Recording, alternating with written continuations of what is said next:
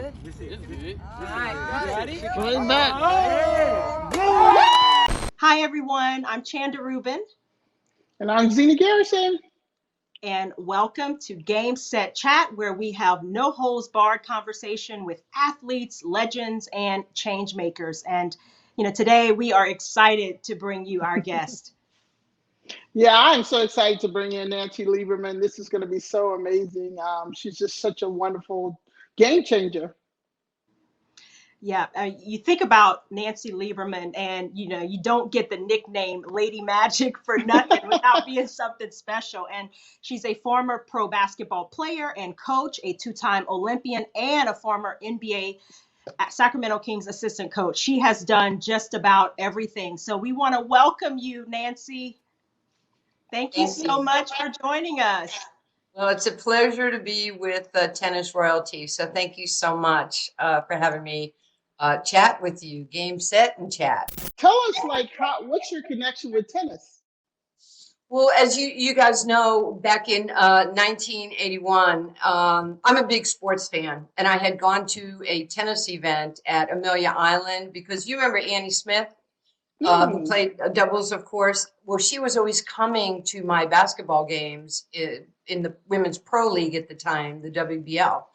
And we'd play at SMU, and her family would always go to the games. And when the season was over, her parents said, "You've got to go see Ann play."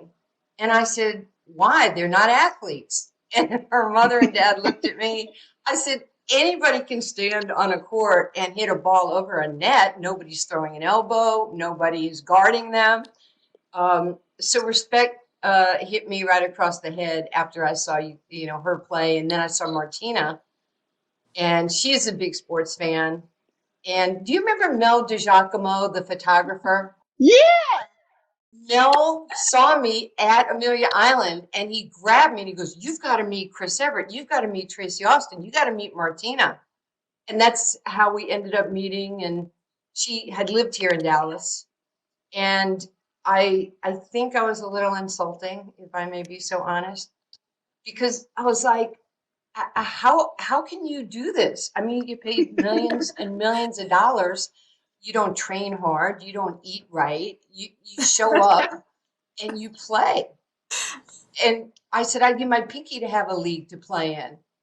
And so I started training her. Is that not tennis wise, but just the mental, the physical, the footwork, Zena. Mm-hmm. You basically really changed her eating habits. You changed her training. And to me, that was the first time women's sports really took a big change when Martina totally brought that in. Well, I had just always played, for people who had trained really hard. My Olympic coaches, Pat Summitt, not only was my teammate on the 76 Olympic team, but then she became my coach on the USA team. So there was always this, high level of competitiveness, and how are you taking care of your body? Are you preparing to win? So it's not just happenstance. And it took a little bit of a while for that to actually happen, with Martina, because tennis, you guys had trained in a certain manner, and I was diametrically opposite to that. Plus, I was a New Yorker, so everything was kind of a little, "Yo, man, you got to do this. You got to play hard. I know Chris is your friend, but that's not your problem. She's taking your money. She's taking your history." She was like, "Nancy, what did you say?"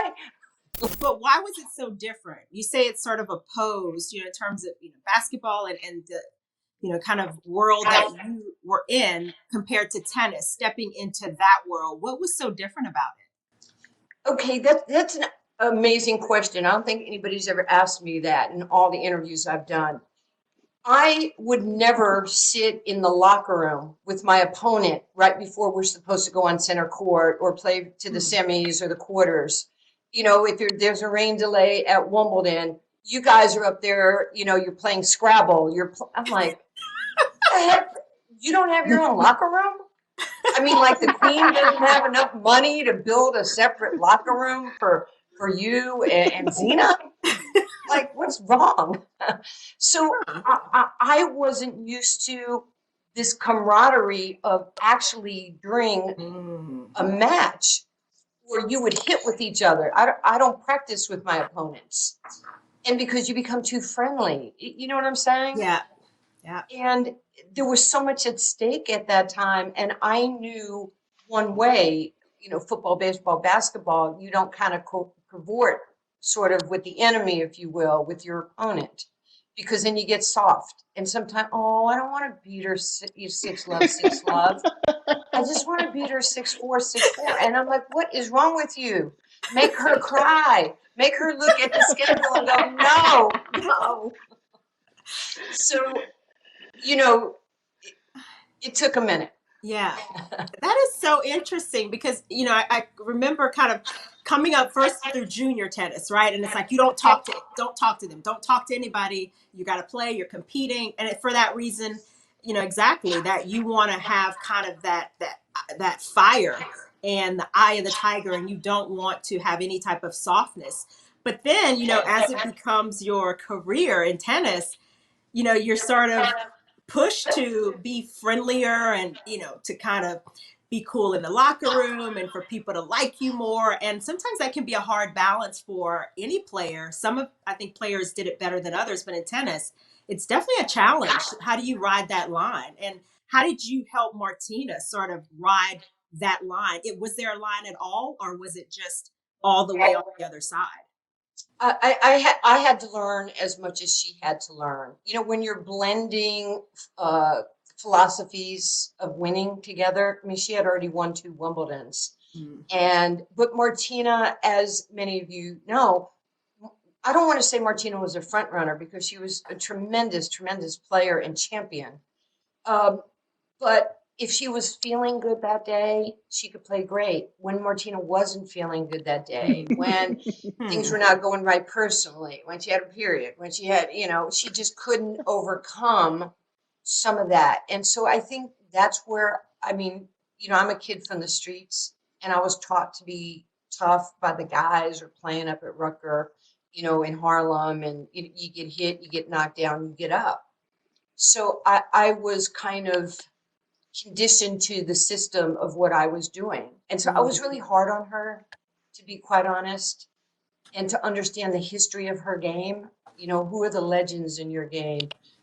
Have goals. This is where you want to be. You want to make it so hard. Like when she won the 74 matches in a row, you want to push the record so high that nobody will be able to get there. And if Steffi Graf does, if Serena Williams or Venus does, you've made them better. You've made, you guys better.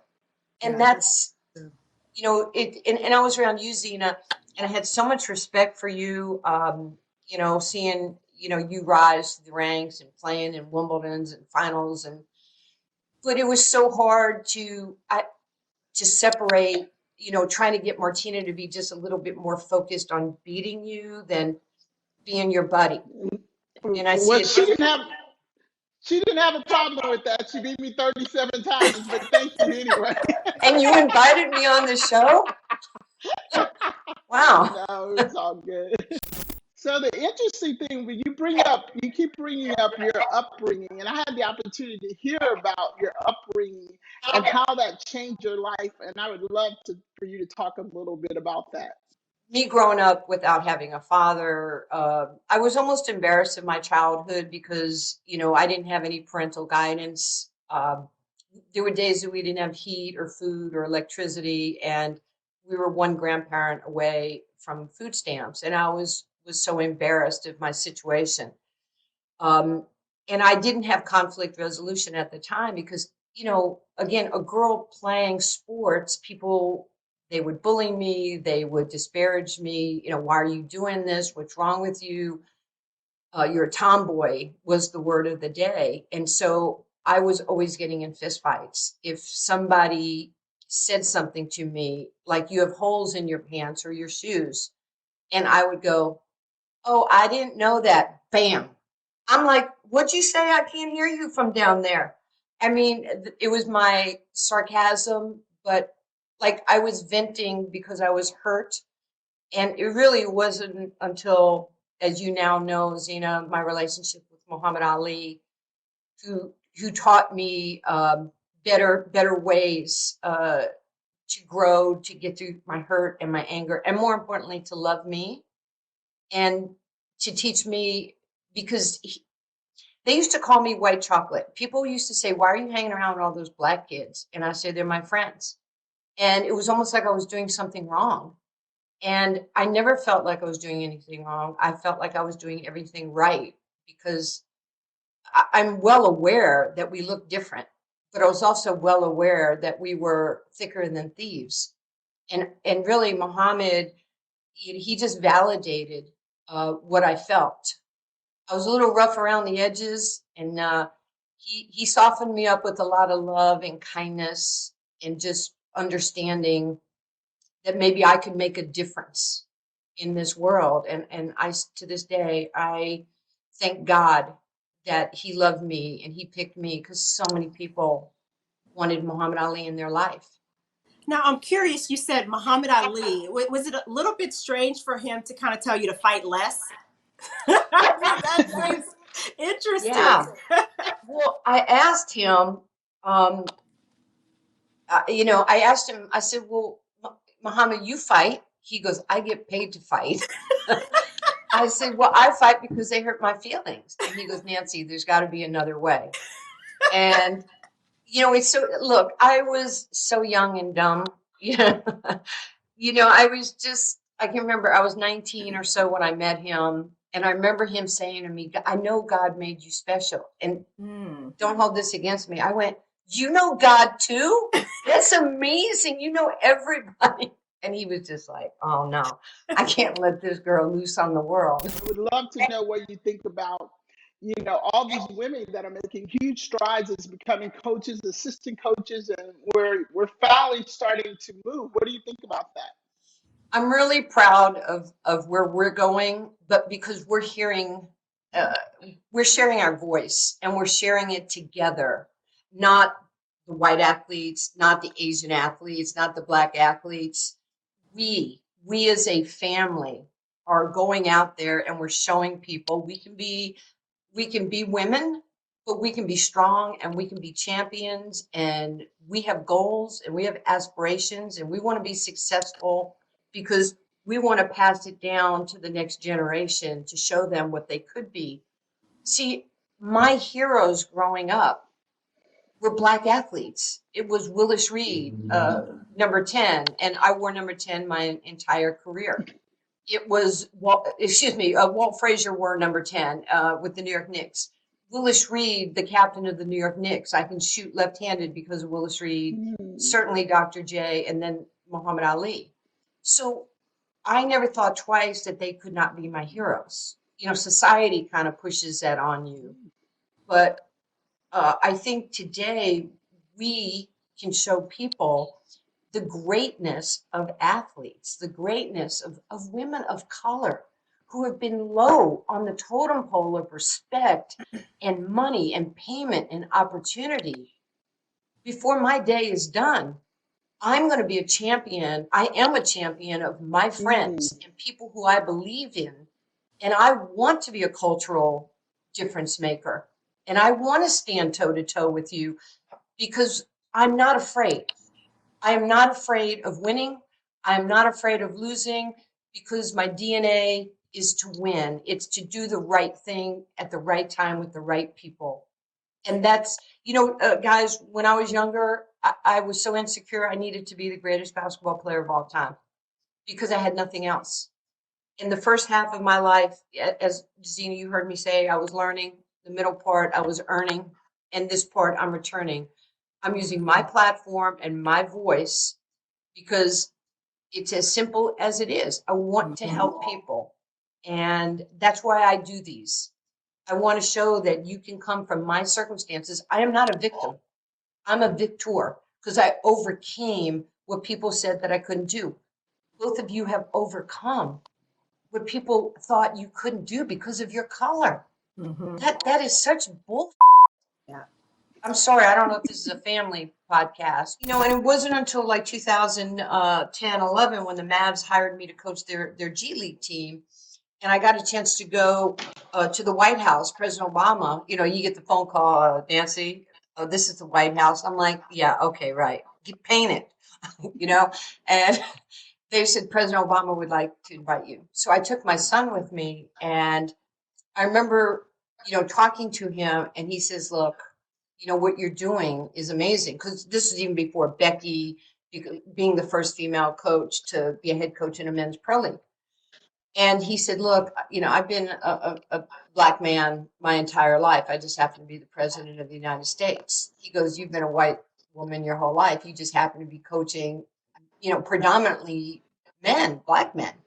He says, it's our job to make it normal to everybody. It's normal to him. It's normal to me who we are, but we have to make it normal to the world. And it was never lost on me what he said. It was so simple. People are afraid of things that don't make them comfortable. And, you know, we're seeing it in our society today. If it's not comfortable for them, they're afraid of it. But, you know, that's what progress is. And that's what confidence is. And then backing up what you're doing. And that's really what I've been trying to do my whole life as an athlete, as a coach, as a commentator on TV. And honestly, you know, I'm like really proud of, I'm an athlete from the 80s, and it's 2021, and I'm still in a very prominent role and haven't kind of just faded away. And now together we can team up and we can change the world. And they can see that, you know, look, it's just three pretty cool chicks who have done a lot of stuff and are still trying to do it for others behind them. Of course, I had been hearing in the philanthropy world all that you were doing with dream courts and stuff. And so, but I was absolutely blown away when I came out and heard you speak and talk about at Provision here in Houston. So, can you talk a little bit more about all the work that you've been doing and how many years you've been doing it? Well, thanks for sharing that. But you know, I didn't know at first what I was doing with philanthropy, but I know that, you know, even when I went to the Olympic trials in '74, I told you that I didn't have money to go to Albuquerque, and people, strangers, put money in a can, like a can of corn, opened up, cleaned out, and with a envelope that says we're endeavoring to raise, you know, $350 to send Nancy to the USA trials. Strangers put money in a can to send me and my coach there. And, you know, I'd like to think it turned out well. And so I always promised, I was like, God, if you just help me, if you make me somebody, I'll be so good to people. I'll be good to kids. I'll sign autographs. You know, it was my deal with God. And as my career started to flourish, I realized when I turned pro and I moved to Dallas in 1980 that I could do what other people have done for me. And I started going kind of in the hood. It's probably not recommended to go in the hood with a black bag of like $25,000 cash and knock on people's doors and say, hey, can I help you with your bills? Can I put food in your house? Can I pay your electric bill? But that's what I did. And people, you know, this one lady, as I told you, she said to me, you're going to get jumped. I said, well, if I get jumped, then I'm not coming back. So you have two choices. You can either have me come back and help you, or jump me and I won't come back, and then do it yourself. About 2008, somebody said, you need to become a 501c3. And I was like, no, I don't want the government to tell me how to give. I want to give what's in my heart. But, you know, so I went kicking and screaming to a nonprofit, and we've given just about $7 million in cold hard cash. We sent 70 high school seniors to college. We now have 96 dream courts open around the country. So really the dream courts is a health and a safe environment. And the programming, my basketball dream courts, they are classrooms for success, classrooms for education, classrooms, you know, for understanding teamwork and leadership and being critical thinkers. Everything that you need to know in real life, you can learn on those courts. And they're tennis courts. They're not just basketball courts. because we wanted to collaborate with the USTA and Net Generation. Well, I've read, Nancy, that you have a motto, and I'm curious, with everything that you kind of talked about, Dream Courts, having done and what you've done philanthropically, is there any one thing you are most proud of, kind of for personal reasons, or maybe because of what your motto is? Yeah, I'm most proud of being a mom to my son, TJ. And for TJ, he's just like me. If you walked in my house and you saw the diversity in my house, you would just have a big smile on your face. And all you have to do is look at TJ on Instagram, and he's shouting out all his friends, his brothers. They're thicker than thieves.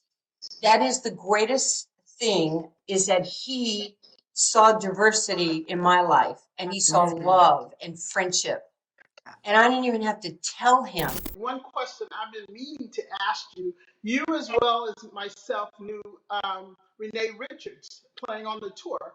And what do you think about all this conversation that's been going on about trans athletes? That's a really good question. I know it's pretty controversial. And matter of fact, there is a group of women who, including Martina and Renee and Donna Lopiano, Donna Di Verona, and everybody, the science is saying that if you're born a young man and you have testosterone, biologically, you're going to have an advantage over women competitors. And Renee was unbelievable, because I was around her for 4 years, and we talked a lot about, her, just her transformation into who she wanted to be in life. But she knew she was bigger and stronger. She knew that she had some advantages. And with the LGBTQ community, hopefully I didn't screw that up. I want the trans community to know that we're all there for them. We're not against them. We're for them. But there are some differences if you've gone to a certain level in your life biologically, and you've had testosterone in you. There's pure science that proves that there's an advantage to you, but a disadvantage to young girls. So a lot of, I believe what is being said right now is, maybe there's 2 podiums, maybe there's 2 medals. We want you to participate. We want you to have the freedom to be great, but you might have some differences that give you an advantage. But let's compete. Let's have fun. Maybe it's not head to head, because you would hate if your little daughter was playing for an Olympic team or playing at Wimbledon, and a young man became a woman and was just overpowering. And I read an article recently where one of the MMA fighters, I don't know if you guys read this, in the last couple weeks, they were in the octagon or in the cage together, and the gal said she felt the pure strength. It was something she had never encountered before, because her opponent, grew up as a little boy and then became a woman.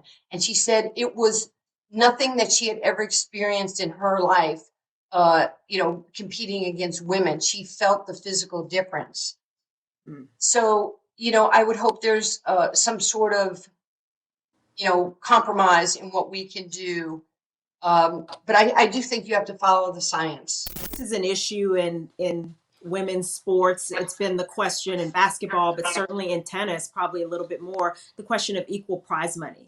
And, I think you're a great person to ask, because you are obviously very pro-woman, but you've also had really important male influences in your life. And, you are very inclusive in that way.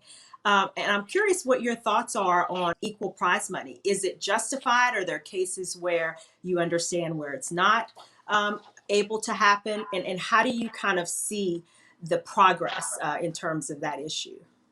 Well, we've come a long way from prize money. I think we'll all agree on that in basketball and in other sports. So when you look at the women's tennis tour and you look at the men's tennis tour, or if you look at men's USA soccer and women's USA soccer, and I don't have the numbers in front of me to validate what I'm going to say, but I'll just say this in principle.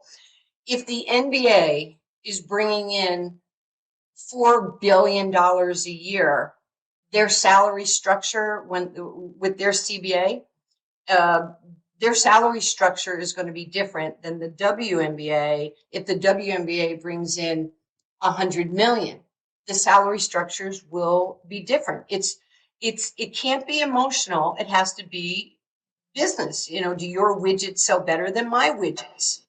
And so if it was all the same and we were all in the same pot, I might have a different thought on it. But right now, the NBA, even though the affiliation and we come under the umbrella of the NBA, but they're bringing in billions of dollars. We don't want segregation. We don't want men here, women here. We need each other. All the things that I've done in my life, I've been championed by men, whether it's coaching in the NBA or coaching for Pat Riley or coaching in the NBA G League, and now being a head coach in the Big Three League for Ice Cube. And one of the coolest things when Ice Cube signed me to coach in 2018, one of the things he said is, you're going to be our highest paid coach. You're going to make what Dr. J makes, and Rick Barry and Rick Mahorn and Michael Cooper and Gary Payton and all the other great coaches. That wasn't even something we had to negotiate. So, if Ice Cube, who's such an incredible, cultural changer, can say, you know what, we needed women, and now there's myself and Lisa Leslie, and we've won the last 2 championships, and we've been coach of the year in each of those years, and we're the highest paid coaches. So if some people would take the lead from Cube, I think we'd be better, better for it. We loved it. So thank you again, Nancy. We're going to say bye-bye. And again, we love to talk to you again whenever it works. Thank you, Zena. It's been another fun one. And for all of you watching, I hope you've enjoyed the show. Don't forget to follow Game.Set.Chat on Facebook, YouTube, and Instagram for also sneak peeks of what's coming up and exclusive content, and leave your questions and comments. We want to hear from you. So again, thank you for watching. Bye-bye.